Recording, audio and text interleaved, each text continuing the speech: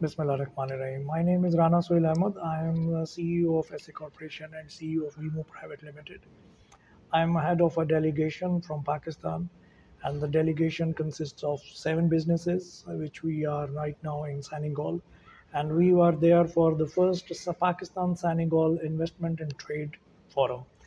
The idea is was generated when I met Abdul 12 years ago, and we had developed immediate rapport because of the hospitality of Abdul and the openness of Senegalese people, which I learned, which in USA when it was I never came to Senegal, but I knew about Senegal only from Abdul when I met him in Monterey in USA, California, and we started communicating, and we tried several things for to develop business, and in the end, finally, and that things kick start when the Abdul came to Pakistan, and we have very good time together in Pakistan. He saw several industries. He saw our textile industry. He saw our tractor and agriculture industry. He saw our infrastructure. And then in the end, when we were leaving, when he was leaving, and then we discussed about the exploration of more opportunities in a way that to enhance the relationship between Senegal and Pakistan, because Pakistan can do a lot of things with Senegal. It is about the relationship. Right now, we have very limited interaction of businesses in terms of import and export and the investments. But when we discussed with Abdul when he was there in Pakistan, and he saw the capacities and capabilities of Pakistani businesses. And one thing which we understand that Pakistan was 1980s and 90s, we were almost the same, which was the Senegal is prevailing. And so this thing start over there, and he invited me to come to Senegal. I sent my manager, my general manager here, and he spent 2 weeks again. And then we started. We thought that yes, this is an area of opportunity. You need everything. You need agriculture. You need renewable energy. You need industries, textiles, and everything. So we started with the renewable energy. We then, and I came after 6 months. I came to Senegal, and that was the point of the turning things, because Abdul came to Pakistan and he saw the what Pakistan has and what they can do. And when I came to Senegal, first of all, I acknowledge that that is the land of hospitality, and I never felt that I was in some other country. I was feeling at home. Abdul, his sister, and all his family, they treat me like family. I was staying their home, and I tried African food. So I have become Senegalese immediately. And apart from that, we saw the culture. Culture is very same. We have similar food. We are Muslim, so I attended several prayers in the mosque, and I felt yes, that is the point where we can do. Immediately we connect the values, the religious things, and most of all, there is no problem of food. As a Pakistanis, we are foodie people, and wherever we go, we try to find halal food and Pakistani food. They are all my delegation. All these guys are so happy with that. There is no issues about the food. Otherwise, wherever we travel in Europe and US, so every time we care about about the food priorities. So this is one of the most important thing we found out. And then the other thing we found out that there is several things we can do together. One is textiles, like textiles. You are all Senegal and all Africa is importing. There is no one in no industry about textiles. Although when I receive when Abdul was so kind enough to give some present some of the Senegalese styles outfit which I'm wearing right now. When I took it back to Pakistan, and when I saw the quality of stitching, I was amazed. We are producing good fabric. We have good stitchers. Where we are exporting garments, but the quality of fabric which Senegal is producing in terms of garments and stitching, that was amazing. And then we think that why not? There is an immense possibility to bring to do things in textiles, And for textiles, Senegal can do two things simultaneously. Like you can do, because of the location. Look at the location you have in Senegal. You in Senegal, there is a port, and that you just go around the Atlantic Ocean. There is US, which is the biggest buying country, developed country, and they are the buying nation. And then there is Europe, which is by road also to Morocco, and then you go to Spain and Portugal, and also you can go by sea. And then don't forget the Latin America. So this Dakar port is actually at the crossroad of the world, and you have resources, you have raw materials, you have, the only thing is you need to learn how to convert these raw materials into finished product, and just to route to these three important regions of trade. So we discussed about the garment city. Being I'm the chairman of Industrial Advisory Board of National Textile University, and I discussed this idea with my university. I'm a member of one of the garment city, which, so I know how all the procedure. You have good capability of building a garment city with the help of Textile University. Textile University can come and to make a campus, or maybe your technical technological university can send some your guys, your professors to Pakistan to learn the technology of textiles through our experience. We are in textiles for last 60 years. We are exporting $20 billion. We are importing raw materials from all over the world. We are the cotton producers, and then we combine and we make all the stuff for home textiles, from for socks, for towel, and for garments. We are selling to all big brands. So we know, and it is all because of the know-how about the textiles. But the know-how was developed by the Textile University, which was established in 1960. So all the managers in Pakistan, they work for the development of this industry.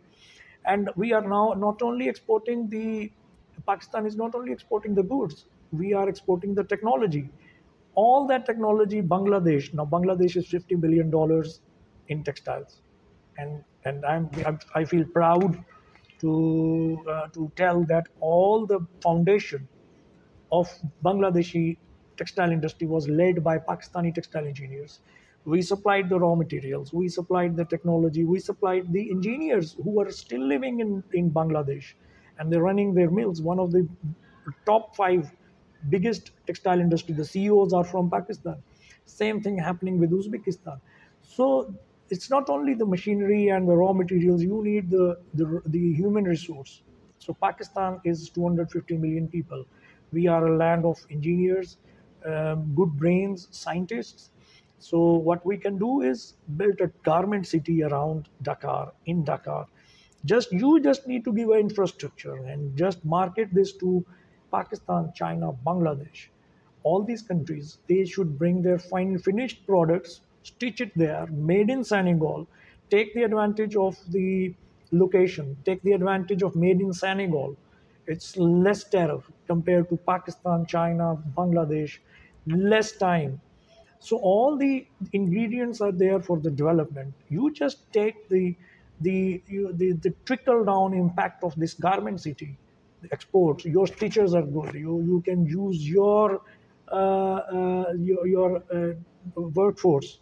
You can teach the workforce, and we are ready to do it. With the help of our textile universities, you send your teachers, your engineers to Pakistan, or maybe our guys come here. So technology, industry, machinery, raw materials goes hand in hand to make a product of garment city. And for the garment city, you need the marketing, you need the investments, you need infrastructure development. Pakistan is good in all of that. We have connections in China. We have connections in the Pakistan. So Pakistan can bring their own investments. Pakistan can bring the investment from China for this garment city, and also the infrastructure development, because we know how to do it. And the advantage of involving Pakistan and China in a way, because we are developing countries, and we can share our experiences. You can get the advantage of our successes as well as our mistakes. So you can avoid mistakes, and this is a leap forward jump in industrial things. So the textile industry and garment city, we identified that this is going to be a great thing. The another thing we found out that you have a lot of opportunity for the electricity. Electricity price as unit is highest in compared to Asia and Europe, because of the availability of the lesser resources of to making power. Even I heard when I came last time there was a rental power from LNG power plant from Turkey. So it means there is a shortage of power. Number one, the cost of power is higher. If the cost of power is higher, you don't expect a lot of investments coming in. So for power, for the garment city, so you can now use, you have beautiful sunshine, you have beautiful wind, build solar farm, build wind turbines, and use mega batteries, megawatt batteries, and you can be off grid. And similar thing can be done in a smaller scale. Like if you talk about 200 megawatt, 100 megawatt, that is for the industrial scales, it is for the city scale. But think about the smaller scales, like you have fish, you have fish storage systems. You can convert your fish storage system on solar. No need the transmission lines, no need for on-grid things. It's all independent in a desert or in a far-flung area, even suburbs. Then agriculture, you can put your solar water tube wells and also some lights and fan and for the livings off grid. Like we what we are doing in Pakistan, we had hydro in 1960s and we paid the for hydro, and then we had the transmission line, then we paid for thermal, then we paid for coal. Now everybody is putting on private and industrial scales, and in government states now we are investing in solar and wind. So this you can escape all the journey and just come to the final technology: solar, wind, and turbines, and the batteries, and you are good to go off grid. You don't need to put millions of dollars, billions of dollars in transmission lines. So there comes the capacity which Pakistan has already built. So then the renewable energy, and we so that visit, come to the visit, we with that visit was eye opening, and we identified these two things immediately we can do. And our experiences in Pakistan are enormous in both of these things, and we can share our knowledge, our experience, our technology, and we can send our guys in to help this. And that day in the evening we decided, okay, let's go for it. And we in even in within 2 weeks we decided to open a company, Sen Park International. Sen from Senegal, Park from Pakistan. And international means that we are not confined to Senegal and Pakistan. It is with China, it is with Mali, it is with Mauritania, it is with the Gambia, it is with the rest of the world. So we are international, but based in Sen and Pakistan, Senegal and Pakistan. So this is how Sandpark came into being, and then the solar. We imported solar panels. We imported.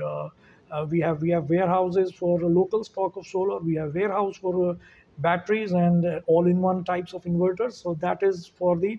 This was just to show our seriousness towards the market of Senegal.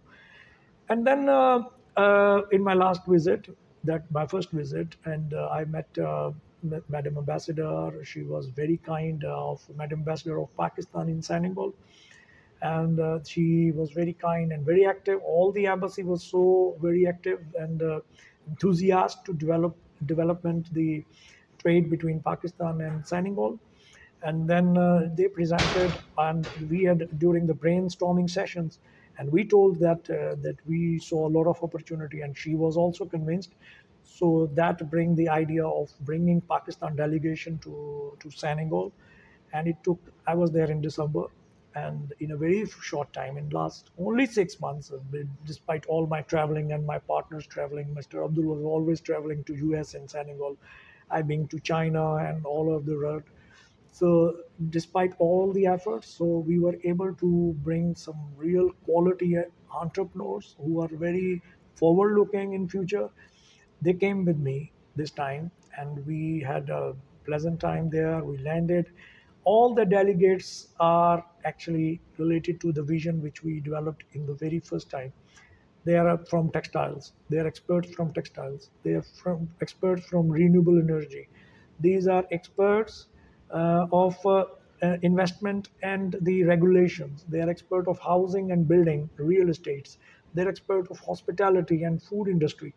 So that versatile group of investors and entrepreneurs are here in Senegal, and we conducted our first Senegal Pakistan Trade and Investment Forum, and we were overwhelmed with this response. Everybody is ready to talk to us. Everybody is ready to talk to for the investments and corporations. All our team members are very much busy because according to the vision which was generated for the base for the development of this base in for this forum, so all these things was very much connected with the presence of the delegates. So the delegates are very happy to see the opportunities are there, and the only thing is that we need the support from the government officials, from the businesses. We are in contact with businesses, and our private businesses are very aggressive. They are very enthusiastic, and to build the relationship. Only fear in their minds are the how to get through these the bureaucracy, the red tapeism, which we have already also we face in Pakistan, and it is a stranger land. Obviously, I know I have partner Mr. Abdul is very kind, and he's local, so we know that we how to deal. But I think the policies should be very clear, and I think there is a lot of opportunities to work with Pakistan and Senegal, and even not only in Senegal. After the Senegal, we went to Gambia. We traveled a long distance. It was more than 10 to 12 hours based on the because of this travel hassle, but still we went to Gambia, and we have the similar first Gambia Pakistan business investment summit, and we felt the same thing. It's a land of opportunity. Africa is a land of opportunity. Africa as a whole. You are agua, like you have the preferential tariff system to Europe and US. You have the West Africa zone, like you have a pact, you have one currency, you have the trade and tariff pacts, which gives enormous opportunity. So it's not only Senegal for Pakistan, it's not only Gambia. Whole Africa is open for Pakistanis and all the rest of the world. So the opportunities are enormous. Our people are very much interested to do the business. That is why we are here. It is not easy to come here, but it's not about the money. It's about the time. So they spend time. We are here, and we are ready to make connections. Like Sandpark International is a success now, so we can build several Sandpark together. Just we need little support from the dignitaries about the policies, clarity of policies, and also the ease of doing business. So thank you very much, and I think we have a long way to go forward. And because of our expertise, knowledge, and enthusiasm, we are going to do a lot of business between Pakistan and Senegal together with the international community.